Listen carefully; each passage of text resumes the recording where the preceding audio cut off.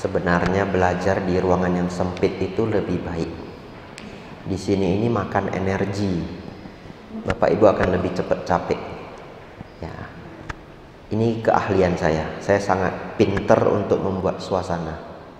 Jadi suasana begini ini melelahkan, tapi tidak apa-apa. Semoga Bapak Ibu kuat ya. Karena tadi saya belum survei dulu. Saya pikir di sana. Jadi kalau kita kelasnya sempit, saya setiap mengajar di wihara saya cari tempat yang sempit. Kadang-kadang ini curhat dulu ya. Curhat dulu sebelum kita mulai. Hari ini rileks saja. Saya pernah ikut satu acara besar, acara ulang tahun wihara, bukan di sini ya, di wihara lain. Kemudian mengundang biku-biku senior, bahkan Bante Panya datang ya. Ini mic-nya terdengar enggak? Terdengar ya. Kemudian karena itu bukan di wihara, tapi di gedung sewaan, antara pembicara dan juga peserta itu jauh sekali. Nah, acara itu gagal menurut saya. Karena begitu beliaunya ceramah, bukan Bante Panya yang ceramah biku lain. Saya perhatikan wajah dari peserta. Waduh, semuanya nggak bertenaga. Jadi itu mempengaruhi. Jadi kalau saya mengajar Bapak Ibu ceramah ataupun Dhamma Desana, Bapak Ibu itu saya liatin semua. Dan saya mengikuti ritme Bapak Ibu. Kalau Bapak Ibu sudah kehilangan konsentrasi, saya panggil. Tapi saya panggilnya itu Bapak Ibu tidak sadar. Manggilnya itu gimana? Misalkan masuk ke cerita. Manusia itu kalau masuk cerita itu terpanggil. Jadi Bapak Ibu 2 hari yang lalu, Bapak Ibu akan terpanggil. Atau volume saya tiba-tiba saya kerasin sedikit. Atau volumenya saya kecilin tiba-tiba. Nah, itu manggil konsentrasi Bapak Ibu. Ya Bapak Ibu nggak usah mikirkan itu ya. Biar saya aja yang mikirin. Ya Bapak Ibu Saudara,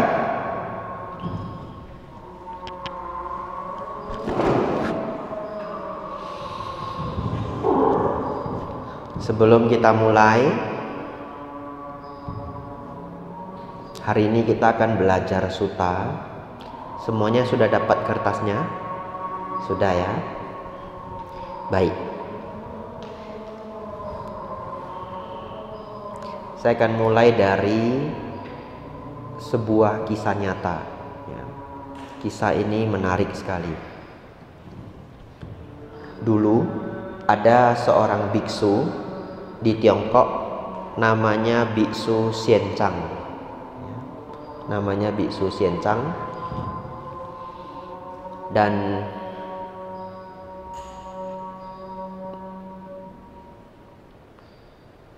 ketika itu agama Buddha sudah masuk ke India. Tetapi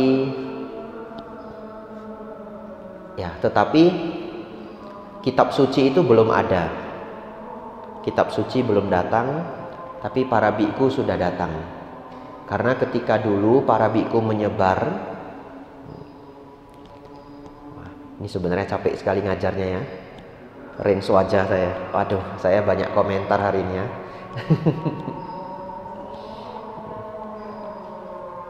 Tapi tidak apa-apa, ya sudahlah, kita jalani saja ya.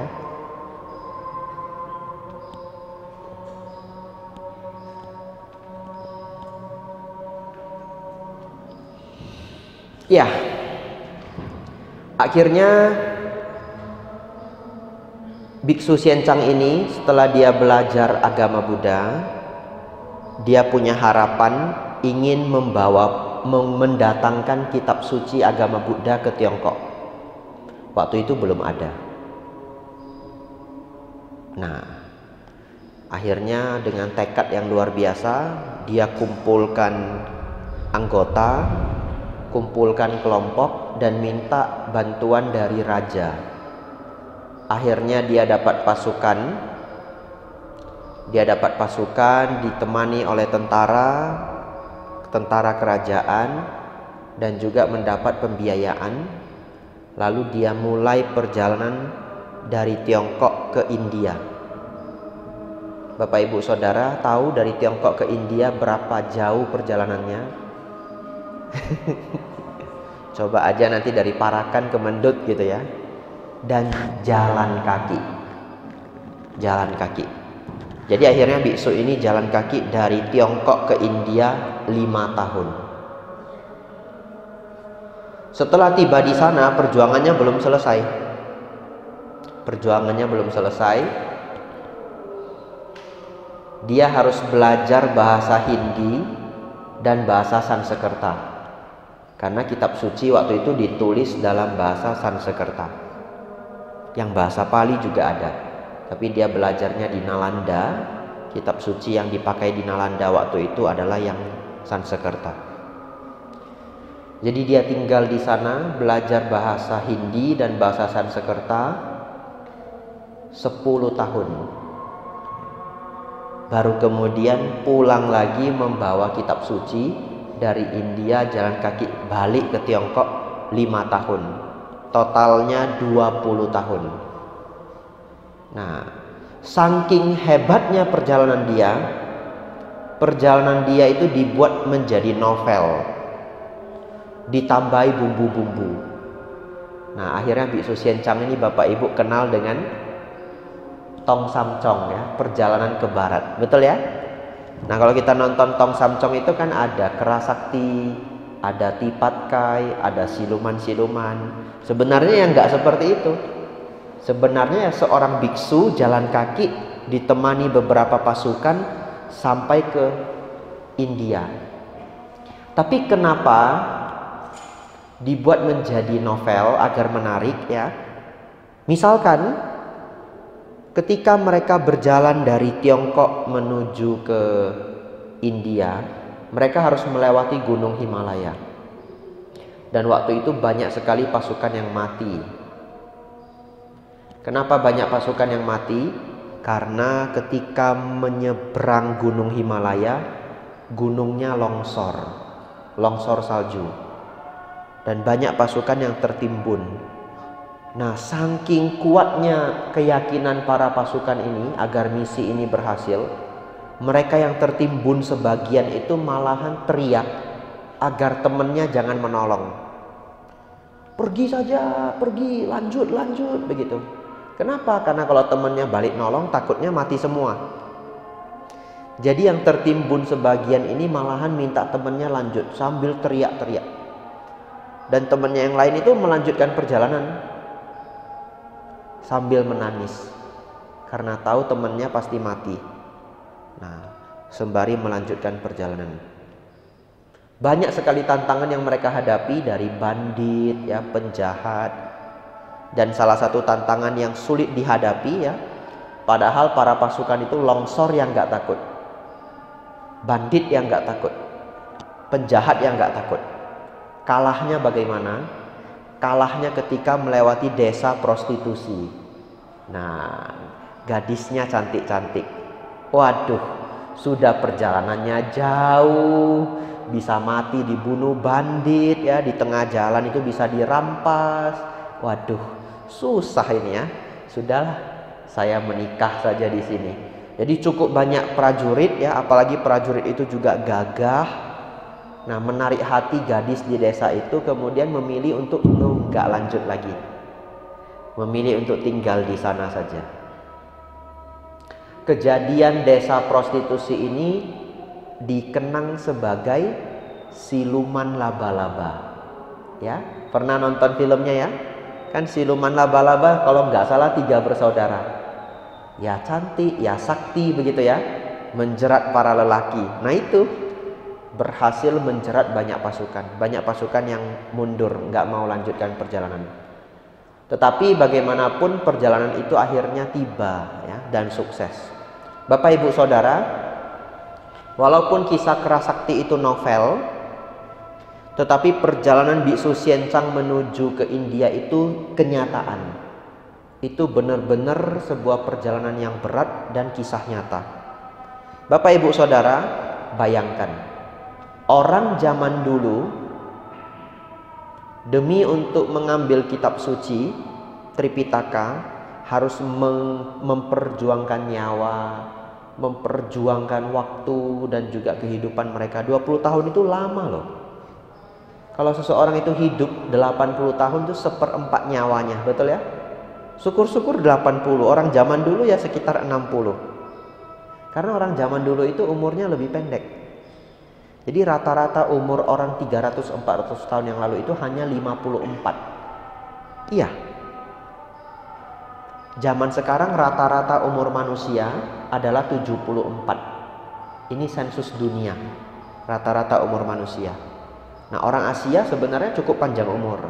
Ya, apalagi yang tinggalnya di daerah yang udaranya masih bersih seperti di Parakan, umurnya akan menjadi lebih panjang. Tapi kalau kita tinggal di daerah industri, misalkan di Tangerang, di Bekasi, umur kita akan berkurang karena polusinya tinggi sekali.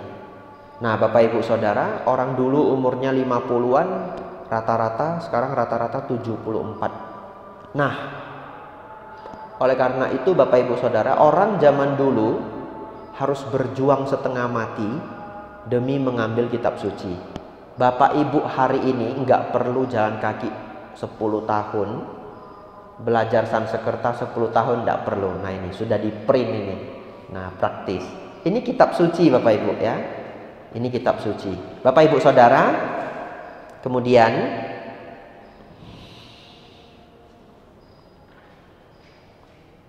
zaman dulu, di zaman Sang Buddha, itu belum ada pencatatan kitab suci, belum ada. Jadi kitab suci semuanya dihafal oleh para biku, tapi hafalnya dibagi-bagi. Jadi kamu hafal khusus Winaya, kamu hafal khusus Abhidhamma, kamu hafal khusus Sutta. Yang Sutta pun nanti dibagi-bagi lagi. Sampai setelah 500 tahun baru ada pencatatan ya. Jadi selama 500 tahun itu dihafal. Oleh karena itu umat Buddha ada kebiasaan baca parita. Sebenarnya baca parita itu dulu adalah aktivitas menghafal bersama. Kan Bapak Ibu kalau sering ikut puja bakti jadi hafal ya. Ya, Brahma Caloka hafal Bapak Ibu. Nah, saya malah nggak hafal, kan yang baca Bapak Ibu.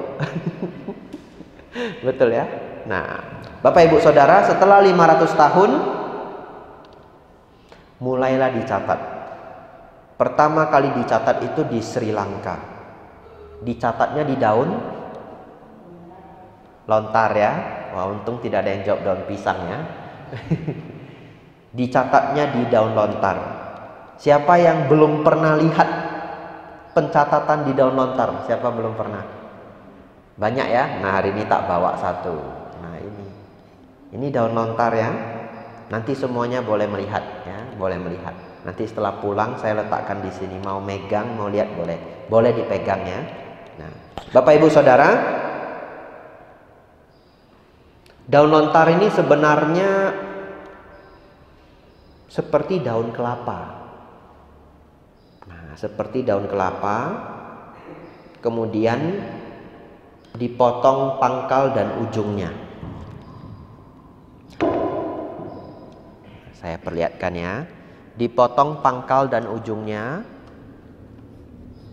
akhirnya menjadi persegi panjang seperti ini. Ya. Nah, setelah persegi panjang seperti ini 2000 tahun yang lalu ya. Jangan lupa, sekitar 2000 tahun yang lalu. Belum ada pen, itu belum ada. Pen standar itu belum ada. Nah, jadi zaman dulu, ini kepalanya di sini. Nah, ini dikerok dengan sejenis jarum. Daunnya dikeringkan dulu. Ini daunnya wangi loh. Ya, tidak wangi, tapi maksudnya ada bau daunnya. Ada bau daunnya. Dikerok dengan sejenis jarum. Setelah dikerok dengan sejenis jarum, dikeroknya itu sesuai bahasa yang diinginkan ya. Ini bahasa Myanmar. Nanti saya jelaskan kenapa ini bahasa Myanmar. Jadi bahasa Myanmar itu bulat-bulat ya. Nah, setelah dikerok atau ditulis tapi dengan cara pengerokan, Setelah itu diberikan seperti jelantah tinta begitu, karbon ya, tapi tinta jelantah dari hasil pembakaran. Diletakkan di atas, kemudian dipres supaya masuk tintanya, kemudian dilap. Nah, itu cara pembuatannya. Setelah dilap jadi begini. Nah, kemudian apa kitab suci agama Buddha? Tripitaka ya. Ya, kitab suci agama Buddha namanya Tripitaka. Kenapa Tripitaka? Nah, sebelum kenapa Tripitaka, kita bahas ini dulu. Tripitaka artinya 3 keranjang, dibagi menjadi 3 ya. Sutta, Winaya dan Abhidhamma. Nah, kita belajar dulu. Dibagi menjadi 3, Sutta, Winaya dan Abhidhamma. Bapak Ibu Saudara, umat Buddha itu kasihan. Jarang yang punya pegangan Tripitaka di rumah masing-masing. Kenapa? Kebanyakan. Kalau Tripitaka itu disusun, kalau Bapak Ibu pesan Tripitaka itu datangnya 1 lemari. Dan mahal. Kalau zaman sekarang sih sudah ada yang bahasa Indonesia. Jadi sudah lebih murah. Kalau dulu yang versi bahasa Inggris, Bapak Ibu pesen 1 set 1 lemari, sepertinya bisa dapat 1 mobil second. Ya, sepertinya. Jadi dulu saya minta kitab Winaya, ada umat Pawarana, buku sebanyak apapun yang kita mau akan diambil dari Sri Lanka. Nah, umat ini berdana, Bante, buku 1 ton pun boleh, kata beliau. Nah, ini beneran ya. Lalu saya mesen buku Winaya. Jadi pesen buku Winaya dan beberapa sutta. Kalau tidak salah totalnya 9 buku. Nah, 9 buku itu mungkin hampir 16 juta. Padahal Tripitaka semua 45 buku. Itu versi PTS. Yang bikin mahal karena versi PTS. PTS itu versi Inggris. Jadi yang bikin mahal karena itu terbitan Inggris, terus dikirim ke Sri Lanka, terus dikirim lagi ke Indonesia. Itu yang bikin mahal. Nah, tapi kalau sekarang sudah tidak terlalu mahal. Versi bahasa Inggris sekarang ada yang versi Bante Bodhi namanya. Saya nggak bawa ya. Kalau saya mau bawa semua banyak. Sebenarnya kemarin pengen bawa juga. Nah, tapi banyak ya kalau saya bawa semua. Kalau versi Bante Bodhi sekarang sudah murah. Bapak, 1 sutta yang tebal begini harganya sekitar 1 juta. Nah, kalau dibanding dengan yang dulu ya. Tapi sekarang lebih murah lagi. Sudah diterjemahkan oleh 2 penerjemah, ada 2 grup yang menerjemahkan. 1 Dhammacita, website Dhammacita, 1 lagi Wihara Bodhiwangsa Klaten ya. Nah, Bu Lani itu menerjemahkan katanya selama 27 tahun. Nerjemahinnya nyicil-nyicil. Saya nanya Bu Lani, sebenarnya nggak nyicil juga. Mungkin cukup intensif juga. Bu, Ibu nyicil semuanya prosesnya berapa tahun, Bu? 27 tahun Bante, katanya begitu. Nah, Bapak Ibu Saudara, sekarang semuanya sudah ada di internet, gratis. Nah, salah satunya ini. Untung nggak bayar lagi ya. Wah, kalau bayar repot, hari ini kita nggak bisa belajar. Bapak Ibu Saudara, tadi dikatakan Tripitaka ada 3 keranjang. Saya akan membantu Bapak Ibu agar lebih paham Tripitaka itu seperti apa. Tripitaka kan dibagi menjadi 3. Winaya, semua kitab Winaya Bapak Ibu nggak usah mikirkan. Karena Winaya itu untuk para bhikkhu, betul ya? Jadi nggak usah dipikirkan. Abhidhamma adalah ajaran untuk para dewa pada awalnya. Lalu kalau ingin belajar Abhidhamma itu sulit, harus ikut kelas. Jadi untuk tahap awal Abhidhamma Bapak Ibu sampingkan dulu.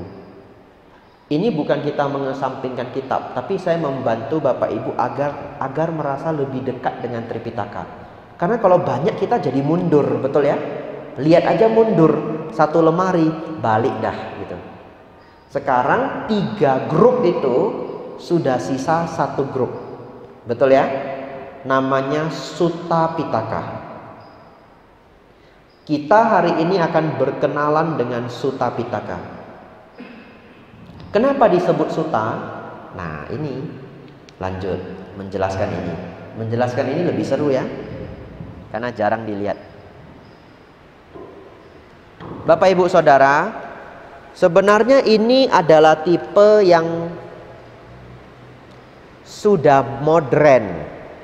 Aslinya nggak seperti ini. Aslinya lebih kuno lagi. Kok begitu Bante? Nah begini. Aslinya daun ini ada 2 lubang di tengahnya. Kemudian 2 lubang ini ada benangnya. Tapi benangnya nggak dijahit. Kalau ini kan dijahit ya, dijahit lurus. Dia nggak, ya cuma diikat atas dan bawahnya. Oleh karena itu dia nggak bisa dibuka begitu, itu nggak bisa. Satu-satunya cara kalau mau dibaca itu, karena benangnya cuma 2 lubang ini, buka satu, pelan-pelan balikin. Nanti kita selesai baca, buka pelan-pelan, balikin. Nah, ini masih ada lubangnya, tapi mereka sudah nggak ikut cara mengikat yang dulu. Nah, ini cara mengikat yang modern. Nah, Bapak Ibu bayangkan, 1 sutta ini 6 halaman. Kalau dibikin jadi begini, mungkin jadi, wah mungkin 2 kali lipat ini. 2 kali lipat ukuran kayu ini. Mungkin lebih ya, saya tidak tahu. Kita harus coba dulu. Tapi katakanlah misalkan 1 sutta ini menjadi setebal ini. Sedangkan ini namanya Majjhima Nikaya. Di dalamnya ada 152 sutta. Berarti 1 buku ini saja, ini jadi banyak, betul ya? Makanya simpannya di keranjang. Nah, makanya disebut 3 keranjang. Nah, kemudian apa arti sutta? Sebenarnya sutta itu bahasa Pali. Bahasa Sanskertanya sutra, artinya benang. Kenapa disebut benang? Karena ini dijahit dengan benang. Tapi dulu tidak begini. Dulu hanya 2 lubang saja. Lalu Bante, kenapa kok sekarang jadi begini Bante? Kenapa nggak ikut yang dulu? Karena ini dijual. Ini dijual di Thailand. Nah, namanya jualan kan harus laris ya. Nah, gimana ini biar laris? Kalau laris jualnya ke siapa? Kalau laris jualnya ke orang Eropa. Orang Eropa itu kalau belanja kan boros gitu, mahal nggak apa-apa gitu, yang penting bagus. Nah, orang Indonesia belanjanya apa? Oleh-oleh. Cari oleh-oleh buat kawan kalau ke luar negeri, ya toh? Nah, kalau orang Eropa mereka seneng beli beginian, orang Amerika seneng. Tapi kalau hanya kitab mereka tidak mau. Jadi para pedagang itu kreatif, dibuat jadi foto, lukisan. Jadi ini ada lukisan Sang Buddhanya. Nah, supaya bisa digantung, ya mereka jahit, betul ya? Tapi ini sebenarnya sedikit melanggar aturan di Thailand. Kenapa melanggar aturan di Thailand? Karena di Thailand ada aturan Sang Buddha tidak boleh dijadikan pajangan. Jadi pun misalkan kalau kita punya ini, jangan jadiin pajangan. Boleh disimpan atau dijadikan ini altar ya. Kan boleh kita taruh di belakang Buddha Rupang, bagus. Nah, jadi ini yang modern. Nah, kenapa bahasa Myanmar Bante? Karena di Thailand itu semua kitab dalam bahasa Thailand tidak boleh dijual. Takutnya adalah barang antik, barang bersejarah. Tapi kalau bahasa lain, bahasa Myanmar atau bahasa Kamboja, boleh keluar dari bandara. Jadi kalau Bapak Ibu beli pun yang bahasa Thailand, nanti nggak bisa keluar bandara. Pas mau pulang Indonesia disita. Jadi belilah yang bahasa Myanmar ya. Nah, Gimana bedainnya Bante? Nah, belajar sedikit ya. Nah, bahasa Myanmar bulat-bulat. Nah, Bapak Ibu Saudara, ini mengenai daun lontar ya. Nah, sekarang kita kembali sedikit ya, yang mau dicatat boleh. Sutta Pitaka atau keranjang Sutta, di dalamnya ada 5 grup kitab ya. Hari ini kita belajar 4 saja. Dari 5 kita belajar 4. 1 Digha Nikaya, disebut Digha Nikaya. Yang kedua disebut Majjhima Nikaya. Yang ketiga disebut Anguttara Nikaya. Yang keempat disebut Samyutta Nikaya. 4 buku inilah acuan utama umat Buddha untuk belajar Dhamma. Nah, Majjhima Nikaya itu kalau yang bahasa Indonesia, yang bahasa Inggris aja. Kalau yang bahasa Indonesia nanti terkejut. Yang bahasa Inggris, Majjhima Nikaya itu setebal ini. Ya. Anguttara, setebal ini, tidak setebal tadi, setebal ini ya. Ini Majjhima. Digha lebih tipis. Digha itu sedikit. Ini Digha, ini Majjhima. Samyutta setebal ini, Anguttara setebal ini. Jadi kalau disusun 4 buku itu sepertinya setebal ini. Ya, lebih kurang begini ya. 4 buku tadi. Tapi ini sudah lebih tidak menakutkan daripada 1 lemari. Ya cuma 4 ini. Ini kalau dibaca dengan baik 1,5 tahun ya habis ya. Ya kalau kurang rajin, nggak rajin banget ya 2 tahun begitu ya. Ya tapi tidak apa-apa.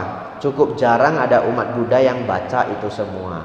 Biar saya saja yang baca, nanti saya ceritain kan begitu ya. Itu tugas saya. Ya Bapak Ibu Saudara, setidaknya hari ini Bapak Ibu kenal sutta itu adalah khotbah-khotbah Sang Buddha. Isinya khotbah-khotbah Sang Buddha. Hari ini kita belajar satu. Siapa seumur hidupnya merasa belum pernah membaca Tripitaka? Ada ya? Apa? Baca sebagian. Ya, bagus ya. Nah, ada beberapa yang merasa belum pernah baca ya. Nah, hari ini kita belajar salah satu. Nah, di sini Bapak Ibu ada tulisan Majjhima Nikaya ya. Majjhima Nikaya ini ada 152 sutta. 1 sampai 152. Hari ini kita belajar nomor 4. Bante, kok belajarnya nomor 4 Bante? Kok enggak nomor 1? Begitu ya. Inilah keanehan. Jadi memang susah mau belajar Tripitaka Bapak Ibu. Sudah baru ngelihat aja 1 lemari kita sudah mundur gitu ya. Lalu bahasanya sulit, ditambah lagi menyusunnya itu enggak beraturan. Ternyata kalau mau mempelajari sutta, kalau kita baca dari nomor 1, nomor 2, nomor 3, sulit mengerti. Kalau Bapak Ibu buka Majjhima Nikaya, sutta nomor 1 namanya Mula Paryaya Sutta. Itu ternyata adalah sutta paling sulit di antara 1 buku itu. Jadi kalau Bapak Ibu semangat, wah ini kata Bante Abhijatto harus bisa belajar sutta, Bapak Ibu cari buku sutta, dapat ya, buka nomor 1, tutup lagi, sampai jumpa. Nunggu Bante Abhijatto datang saja. Lah kenapa? Karena sutta paling sulit diletakkan nomor 1. Loh kok begitu? Mungkin ya, ini dugaan. Dikatakan dulu di zaman Sang Buddha dulu, setelah zaman Sang Buddha, agama Buddha itu pernah diremehkan. Pernah diremehkan oleh agama lain. Jadi para biku seniornya itu gerem ibaratnya ya, tahu kata gerem ya. Oh, ini meremehkan ajaran Buddha, salah ini begitu. Yang paling susah diletakkan nomor 1. Jadi kalau ada agama lain datang, ajaran kalian kan remeh, coba baca dulu, kan begitu ya. Setelah dia baca, waduh nggak paham. Kamu baru halaman 1 kamu sudah nggak paham, begitu ya. Padahal halaman 1 yang paling sulit ya. Ya guyonnya begitu ya. Tidak ada yang tahu kenapa nyusunnya begitu, nggak ada yang tahu ya. Ya ini setengah guyon ya. Kita nggak pernah tahu kenapa para guru senior dulu nyusunnya seperti itu. Bapak Ibu Saudara, kita akan mulai dari Baya Berawasuta. Belajar ini cukup makan waktu Bapak Ibu, tapi diharapkan Bapak Ibu semangat ya. Kalau nanti Bapak Ibu capek, Bapak Ibu lelah, pikirkan perjalanan 20 tahun itu ya. Bapak Ibu kan sudah diskon, nggak usah perjalanan 20 tahun toh. Nah jadi harus semangat ya. Baik, ini suta yang sangat penting Bapak Ibu. Mari kita belajar bersama. Ya Bapak Ibu baca dalam hati ya. Saya akan baca satu persatu, Bapak Ibu mengikuti, baca dalam hati. Baya Berawasuta, kekhawatiran dan ketakutan. Demikianlah yang kudengar. Pada suatu ketika, Sang Bagawa sedang menetap di Sawati, di hutan Jeta, Taman Anatha Pindika. Bapak Ibu Saudara, kenapa suta ini dimulai dengan kalimat demikianlah yang kudengar ya? Siapa yang dengar? Yang dengar ini adalah Bante Ananda. Karena yang mengulang suta ini bukan Sang Buddha.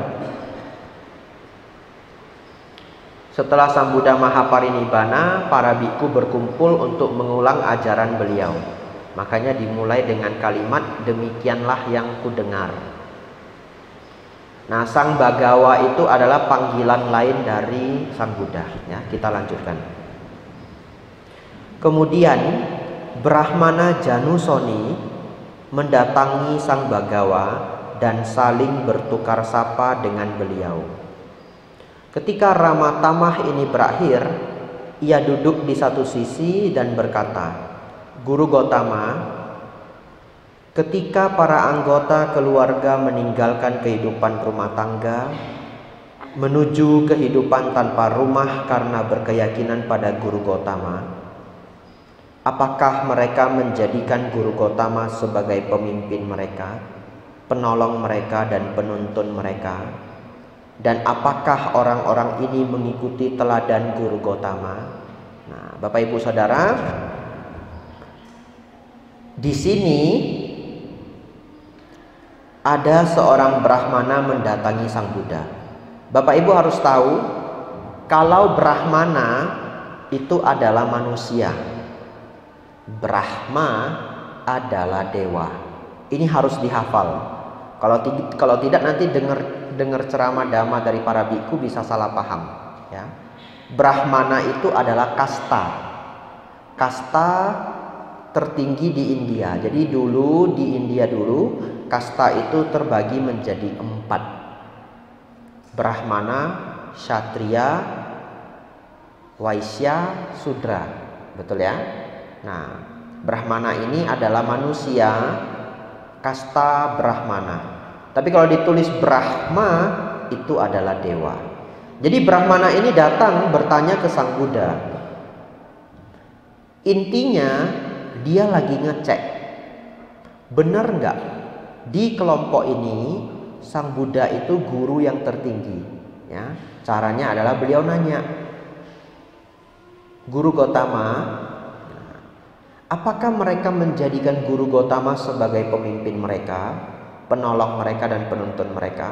Kalau ternyata Bante Gotama, Guru Gotama, Sang Buddha bukanlah guru tertinggi, bukanlah pemimpin, pasti Guru Gotamanya jawab, oh tidak.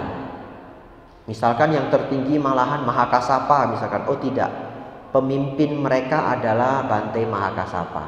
Tetapi Sang Buddha menjawab begini, begitulah Brahmana, begitulah. Ketika para anggota keluarga meninggalkan kehidupan rumah tangga, menuju kehidupan tanpa rumah karena berkeyakinan padaku, mereka menjadikan aku sebagai pemimpin mereka, penolong mereka, dan penuntun mereka. Dan orang-orang ini mengikuti teladanku. Nah, jadi Sang Buddha memberitahu dia, iya, saya adalah pemimpinnya. Kemudian Brahmana Janusoni melanjutkan, tetapi Guru Gotama, tempat tinggal di dalam rimba belantara yang terpencil di dalam hutan adalah sulit ditahankan. Keterasingan adalah sulit dilatih dan adalah sulit untuk menikmati kesunyian. Seseorang akan berpikir hutan pasti akan merampas pikiran seorang biku jika ia tidak memiliki konsentrasi. Begitulah Brahmana, begitulah. Tempat tinggal di dalam rimba belantara yang terpencil di dalam hutan adalah sulit ditahankan. Keterasingan adalah sulit dilatih dan adalah sulit untuk menikmati kesunyian. Seseorang akan berpikir hutan pasti akan merampas pikiran seorang biku jika ia tidak memiliki konsentrasi. Sebelum pencerahanku, sewaktu aku masih menjadi seorang bodhisatta yang belum tercerahkan, aku juga mempertimbangkan demikian. Tempat tinggal di dalam rimba belantara yang terpencil di dalam hutan adalah sulit ditahankan. Hutan pasti akan merampas pikiran seorang biku jika ia tidak memiliki konsentrasi. Aku mempertimbangkan sebagai berikut.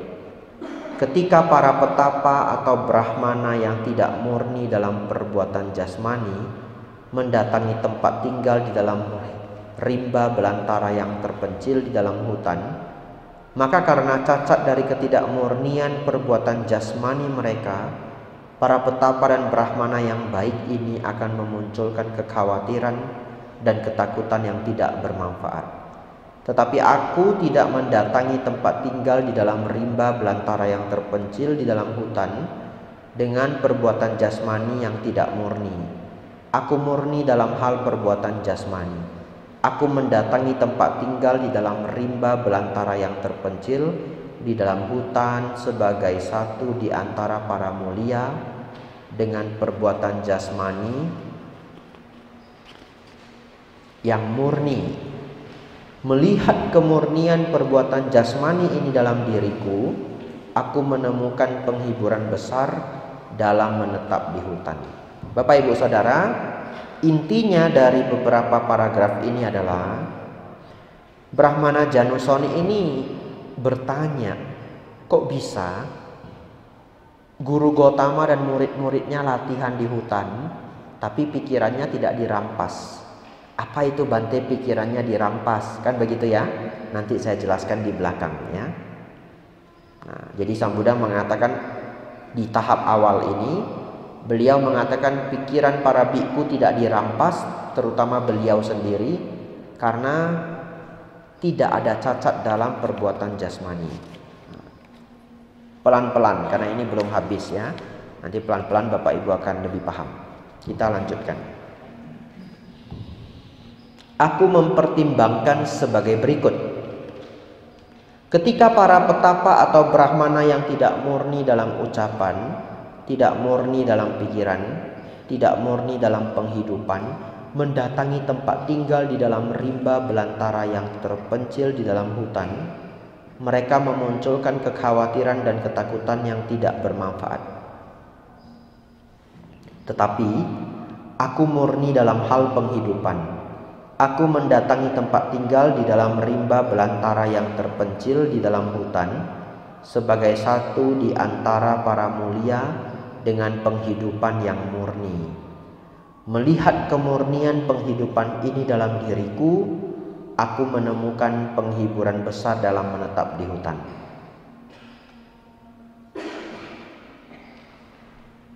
Nah, apa yang dimaksud murni dalam hal penghidupan? Ya, Nah, dianggap murni dalam hal penghidupan karena ini. Di sini selanjutnya akan ada, kalau tidak salah, 11 kualitas dianggap murni dalam penghidupan, ya. Saya bacakan. Aku mempertimbangkan sebagai berikut. Ketika para petapa atau brahmana yang tamak dan penuh nafsu, aku tidak tamak. Dengan pikiran bermusuhan dan kehendak membenci, aku memiliki cinta kasih. Dikuasai oleh kelambanan dan ketumpulan, aku adalah tanpa kelambanan dan ketumpulan. Dikuasai oleh kegelisahan dan pikiran yang tidak tenang, aku memiliki pikiran yang tenang. Bimbang dan ragu, aku telah melampaui keraguan. Memuji diri sendiri dan menghina orang lain, aku tidak memuji diri sendiri dan tidak menghina orang lain. Tunduk pada ketakutan dan teror, aku bebas dari kegentaran. Menginginkan perolehan, penghormatan dan kemasyhuran, aku memiliki sedikit keinginan. Malas dan kurang gigih, aku bersemangat. Tanpa perhatian dan tidak waspada, aku kokoh dalam perhatian. Tidak terkonsentrasi dan dengan pikiran mengembara, aku memiliki konsentrasi. Ini maksudnya apa? Sebenarnya cara baca yang benar itu, yang titik-titik 3 ini mengulang yang di atas.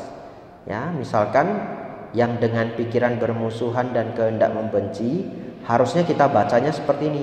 Aku mempertimbangkan sebagai berikut. Ketika para petapa atau brahmana yang dengan pikiran bermusuhan dan kehendak membenci, aku memiliki cinta kasih, pikiran cinta kasih. Bapak Ibu Saudara, yang sebelah kiri itu adalah kualitas buruk. Kalau seseorang memiliki kualitas-kualitas buruk ini, maka ketika dia di hutan, pikirannya bisa dirampas. Dirampas itu maksudnya jatuh ke dalam ketakutan dan kekhawatiran. Tapi kalau seseorang murni dari 11 ini, ya, dia tidak tamak, pikirannya penuh cinta kasih, dia tidak tanpa kelambanan, pikirannya tenang, melampaui keraguan, tidak memuji diri sendiri dan tidak menghina orang lain, bebas dari kegentaran, memiliki sedikit keinginan, ya, bersemangat, kokoh dalam perhatian, dan memiliki konsentrasi. Kalau dia memiliki 11 ini, maka ketika dia berlatih di dalam hutan belantara, dia tidak jatuh dalam ketakutan dan kengerian, ya. Kita lanjutkan. Aku mempertimbangkan sebagai berikut.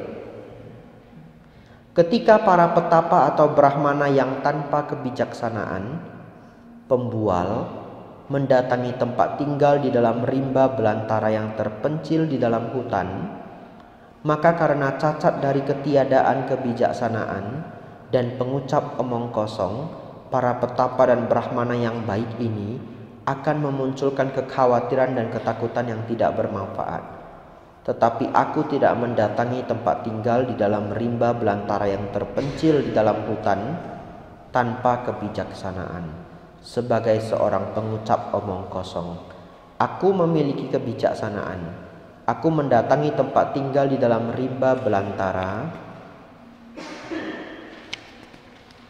yang terpencil di dalam hutan sebagai satu di antara para mulia yang memiliki kebijaksanaan. Melihat kebijaksanaan ini dalam diriku, aku menemukan penghiburan besar dalam menetap di hutan. Ya. Bagian selanjutnya akan sudah mulai seru, ya.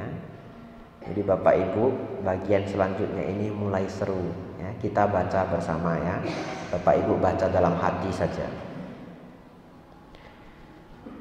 Aku mempertimbangkan sebagai berikut. Ini aku ini siapa? Sang Buddha, ya. Ya, ini namanya dipanggil biar konsentrasi lagi. Aku ini Sang Buddha, ya. Oke. Aku mempertimbangkan sebagai berikut. Ada malam-malam yang secara khusus sangat baik. yaitu malam ke-14, ke-15, dan ke-8 dalam 2 minggu. Sekarang bagaimana jika pada malam-malam itu aku berdiam di tempat-tempat keramat, menakutkan seperti altar-altar di kebun, altar-altar di hutan, dan altar-altar pohon. Mungkin aku akan menemui kekhawatiran dan ketakutan itu. Dan kemudian pada malam-malam yang sangat baik itu, yaitu malam 14, ke-15, dan ke-8 dalam 2 minggu, aku berdiam di tempat-tempat keramat, menakutkan seperti altar-altar di kebun, altar-altar di hutan, dan altar-altar pohon. Nah, kenapa ini mulai seru? Apa itu malam-malam khusus? Malam ke-14, ke-15, ke-8 dalam 2 minggu. Hari Uposatah, ya. Kapan hari Uposatah? Kemarin itu kalau yang ikut penanggalan Cina, ya. Kalau ikut penanggalan India itu besok, ya. Tapi tidak apa-apa, beda tipis. Jadi besok itu hari ke-15 menurut penanggalan India. Ini malam ke-14. Nah, kenapa ini menarik? Ternyata di zaman Sang Buddha dulu, malam Uposatha itu diyakini bahwa makhluk-makhluk mengerikan itu akan berkeliaran di hutan. Jadi hantu, yakha, siluman, ya, mungkin kalau zaman sekarang gondorowo begitu ya. Di malam Uposatha itu akan berkeliaran di hutan. Hari ini hari apa? Minggu ya. Oh. Kalau saya kelas Dhamma di Solo itu Kamis, malam Jumat. Jadi lebih seram. Nah, Bapak Ibu, jadi para petapa atau siapapun biasanya tidak berani ke hutan kalau hari Uposatha, takut dimakan. Nah, jadi kenapa Sang Buddha menjelaskan bahwa malahan di malam-malam yang begini ini beliau malah dulu ketika masih bodhisatta pergi ke hutan, betul ya? Sudah hutan, bukan hutan sembarang hutan, malahan ke altar-altar pohon dan tempat keramat. Apa maksudnya? Nah begini, zaman India dulu, di zaman India dulu ada beberapa cara untuk upacara pelepasan mayat, ya. Bagaimana caranya? Salah satu yang paling lazim itu dibakar atau dikremasi. Bahkan Sang Buddha juga dikremasi. Lalu cara lainnya adalah dilarung di sungai, dilarung begitu aja. Nah, di Sungai Gangga, karena Sungai Gangga dianggap suci. Nanti mayatnya itu akan dimakan oleh kura-kura, oleh ikan begitu. Nah, cara lainnya lagi ditinggalkan di hutan. Nah, ditinggalkannya di hutan bagaimana? Ada tempat-tempat khusus yang sudah dibuat altar. Altar itu nanti sebagai tempat untuk meninggalkan mayat. Jadi dulu bodhisatta artinya belum mencapai kebuddhaan. Apa arti bodhisatta? Bodhisatta artinya calon Buddha, tapi belum menjadi Buddha. Bodhisatta dulu sengaja datang ke tempat ini dan sangat mengerikan. Kenapa? Dipenuhi tulang belulang. Jadi sudah mayat, sudah hutan, tempat angker pula, banyak tulangnya pula, begitu ya. Bahkan Sang Buddha menceritakan di kitab lain, di kitab Vinaya, kadang-kadang beliau ketika tidur, tulang-tulang itu dikumpulin dijadiin bantal. Ya. Bapak Ibu nggak usah nanti siapkan tulang-tulang untuk saya jadi bantal, nggak usah ya. Sudah ada bantal di kamar ya. Nah, kemudian kita lanjutkan ya. Nah, ini menarik ini.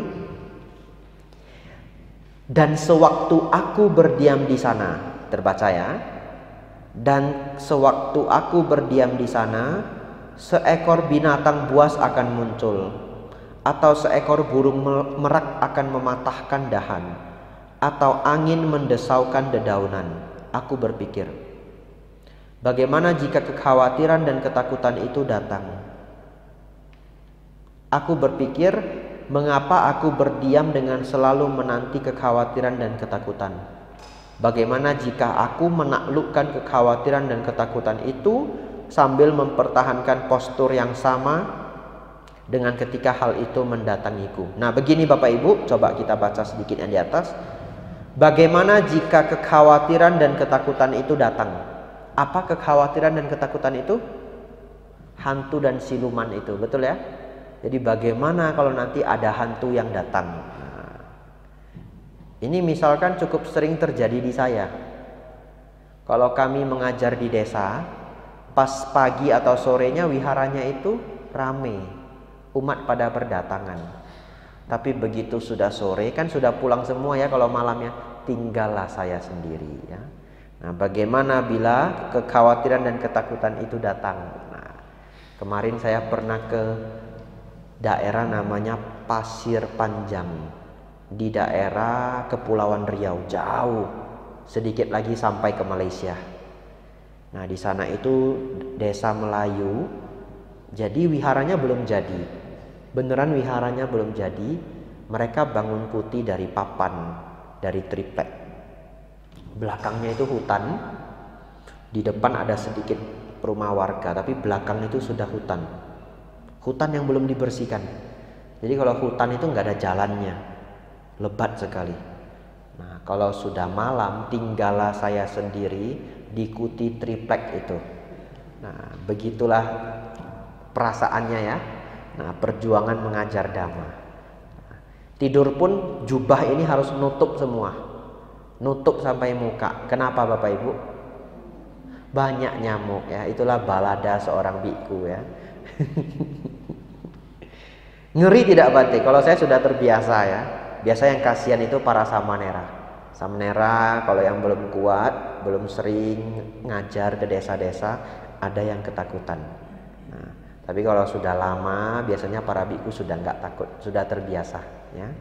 Bapak Ibu Saudara, dari paragraf ini kita juga belajar satu hal. Apa yang kita pelajari? Bahwa Sang Buddha sebelum mencapai pencerahan, beliau itu hampir sama seperti seorang manusia biasa, betul ya?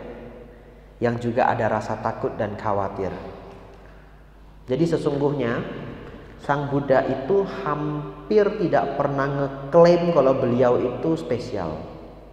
Sesungguhnya yang membuat beliau menjadi sangat spesial itu nanti adalah legenda murid-murid beliau.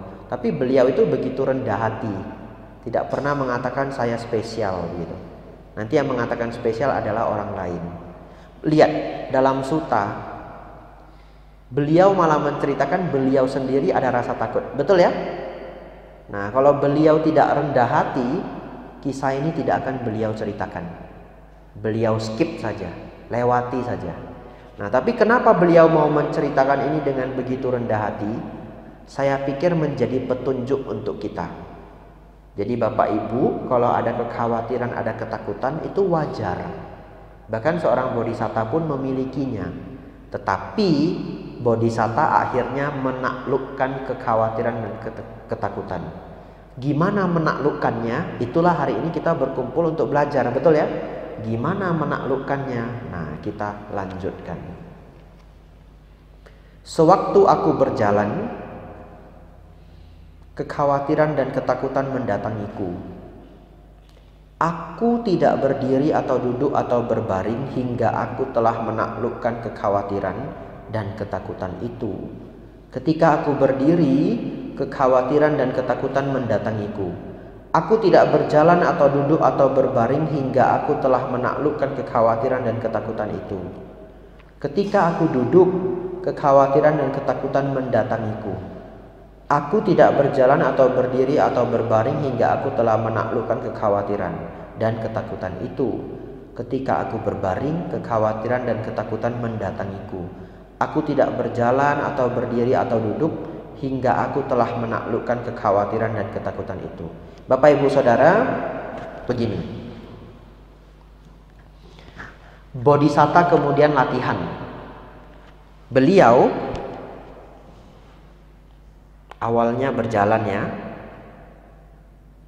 Iya, aku berjalan. Paragraf awal.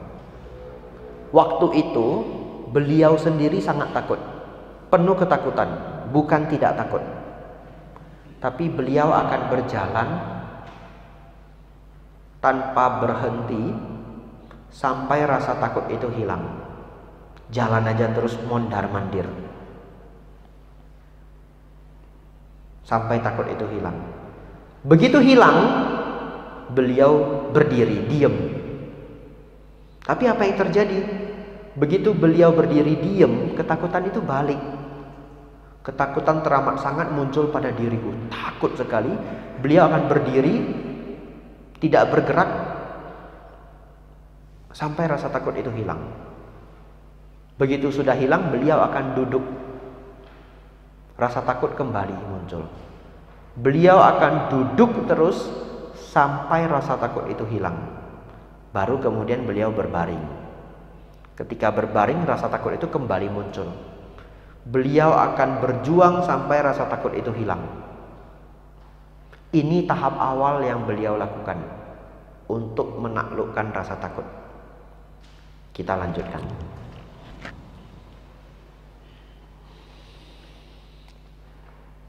Terdapat Brahmana,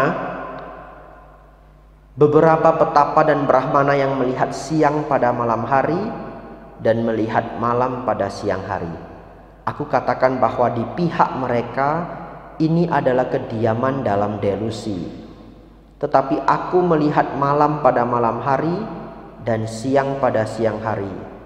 Sebenarnya, jika dikatakan sehubungan dengan seseorang, makhluk yang tidak tunduk pada delusi telah muncul di dunia demi kesejahteraan dan kebahagiaan banyak makhluk, demi belas kasih terhadap dunia, demi kebaikan, kesejahteraan dan kebahagiaan para dewa dan manusia. Sesungguhnya adalah sehubungan dengan aku, ucapan benar itu diucapkan. Ya. Bapak Ibu, tadi saya salah ya. Kalau di Solo saya mengajar itu mulainya jam 7. Istirahat jam 8. Ada istirahatnya 5 menit biar seger lagi. Tapi saya lupa. Tadi kan kita mulainya jam 6:40 ya. Ya, bukan jam 7. Jadi ini bentar lagi kita istirahat. Ya, biar fresh ya. Ini bagian terakhir yang akan saya bahas. Susah ya? Belajar suta ya? Masih kuat enggak? Nah, masih kuat ya? Ini baru 1. Masih ada 151 lagi. Dan itu baru Majjhima Nikaya ya, belum Nikaya yang lain. Bapak Ibu Saudara, kenapa Sang Buddha mengatakan ada petapa yang melihat siang pada malam hari dan melihat malam pada siang hari? Ini adalah istilah untuk mereka yang tidak berpikir jelas ya. Tidak berpikir jelas, tidak memiliki pandangan yang benar. Jadi mereka melihat siang pada malam hari, melihat malam pada siang hari. Ini hanya istilahnya. Nah, nanti yang gak usah dipakai. Mungkin kalau mau dipakai nanti ketemu temannya dikasih tahu nggak ngerti-ngerti, dikasih tahu nggak ngerti-ngerti. Kamu ini melihat siang pada malam hari, melihat malam pada siang hari. Wah, gitu ya. Apa maksudnya? Nah, itu nggak ikut kelas Biku Abijato kemarin gitu. Puitis sekali ya. Nah, Bapak Ibu Saudara, tapi Sang Buddha mengatakan beliau tidak demikian ya. Beliau melihat siang pada siang hari, melihat malam pada malam hari. Nah, kita istirahat dulu, nanti kita akan kembali menjelaskan yang lainnya. Bapak Ibu Saudara, mari kita istirahat 5 menit. Bapak Ibu silahkan minum-minum, silahkan ke kamar mandi ya. Nanti kita kembali.